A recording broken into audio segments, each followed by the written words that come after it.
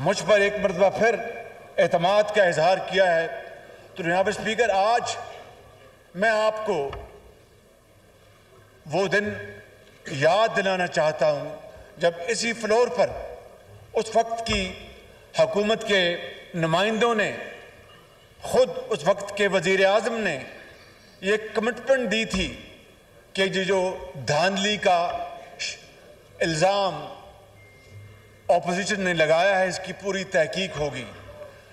जनाब स्पीकर, आज तक उसकी तहकीक नहीं हुई। इसको 5 साल गुजरने को हैं। मैं आज अपनी तरफ से और इस मुअज़्ज़ज़ ऐवान की तरफ से आपकी खिदमत में ये मुतालबा पेश करता हूँ कि आप उस धांधली की भरपूर तहकीक करवाएं और दूध का दूध और पानी का पानी होने दें, ताकि पूरी कौम को पता लगे कि किस तरह मैंडेट चुराया गया। जनाब स्पीकर, उसके बाद हमने ये जिम्मेदारी संभाली। जो चैलेंजेस सामने आए वो आपके सामने हैं। कई मरतबा उसके ऊपर यहाँ बात हो चुकी।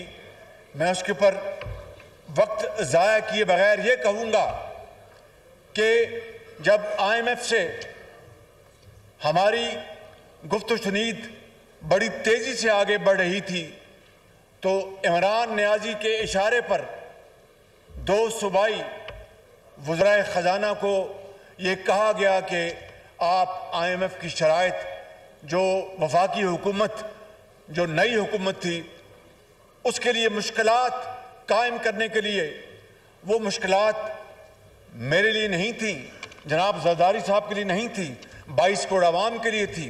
उनके रास्ते में कांटे बोए जा रहे थे कि आप कह दें कि हम इन शराइत को नहीं मानते। ये वो साजिश है जनाब स्पीकर जिसका एक सिलसिला लाइम्तनाई अभी तक जारी है। फिर वो साइफर को आप अच्छी तरह जानते हैं।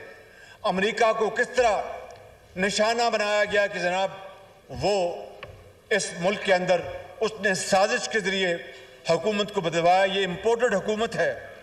और किस तरह चीन और रूस के हवाले से हमदर्दी का इजहार किया गया। वो हमदर्दी का इजहार नहीं था, वो मगरमच्छ के आंसू थे। और आज जनाब स्पीकर, मैं ये बात यहाँ पर खड़े होकर आपकी खिदमत में अर्ज़ करना चाहता हूँ कि अल्लाह ताला के बेपाया फजलो करम से हमारी हुकूमत के ज़ोमा, जिनमें फॉरेन मिनिस्टर शामिल हैं, जिनमें MOS पेट्रोलियम शामिल हैं, इनकी और तमाम बाकी वजारतों की मेहनत से इस वक्त जब मैं आपसे गुजारिशात कर रहा हूँ, रशिया में पाकिस्तान के लिए सस्ते तेल का जहाज़, उसमें तेल जो है उसमें लादा जा रहा है और वो जल्द पाकिस्तान लेके आएगा। मुझे बताइए कि इम्पोर्टेड हुकूमत होती तो रूस हमें तेल देता। जनाब स्पीकर, ये है वो साजिश, बदतरीन साजिश जो पाकिस्तान के खिलाफ की गई। और जनाब स्पीकर, मैं आपको ये कहना चाहता हूँ कि अब साजिश किस तरह सामने आ रही है।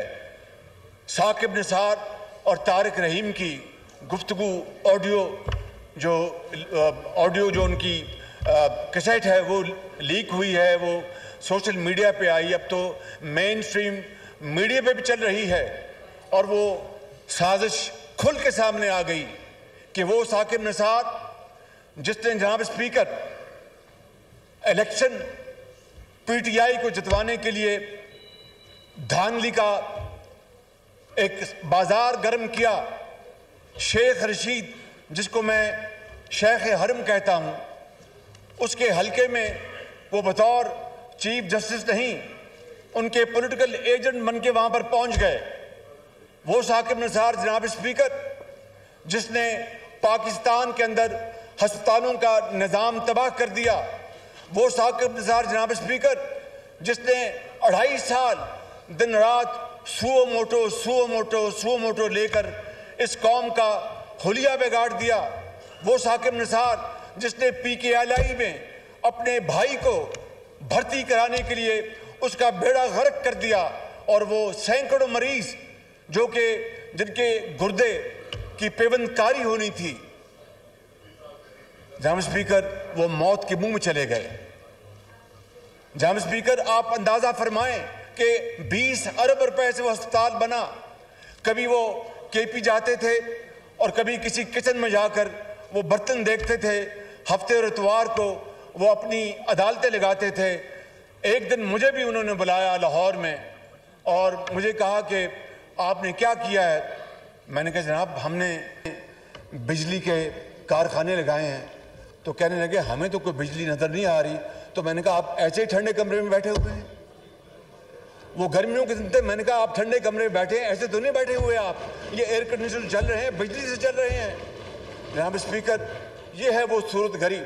और आज वो साकिब निसार जिनका किरदार पूरी कौम के सामने आ गया है, वो कह रहे हैं तारिक रहीम को, हाय साहब वो देख लेना, वो फलाने ने वकील कर लो। तो हाँ जी हो रहा है जी, बिल्कुल हो रहा है। ए जरा 2010 का फैसला पढ़ लो, उसके बाद इन्होंने कोई रास्ता नहीं मिलता इन्होंने। जनाब स्पीकर, ये अब इसके बाद कोई शक रह गया है कि ये साजिश मेरे खिलाफ, ये इस हुकूमत के खिलाफ नहीं है, ये इस ऐवान के खिलाफ नहीं है, ये पाकिस्तान के खिलाफ साजिश है। और आज पार्लिमान के फैसलों को जनाब स्पीकर चैलेंज किया जा रहा है। मुझे इस पार्लिमान ने मुंतखब किया है बतौर वज़ीर आज़म।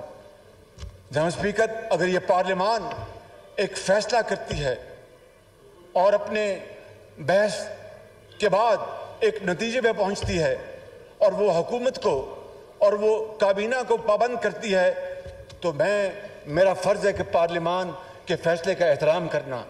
मेरा फ़र्ज़ है कि मैं इनके साथ खड़ा हूँ। जनाब स्पीकर, जो फैसले इन्होंने किए हैं, जो करारदादें इन्होंने पास की हैं आपके तोसत से, मैं और मेरी हुकूमत इनके साथ खड़ी है। मैं इनका मान नहीं तोड़ूंगा और इनके साथ खड़ा हूँ बिल्कुल। जनाब स्पीकर, हर सूरत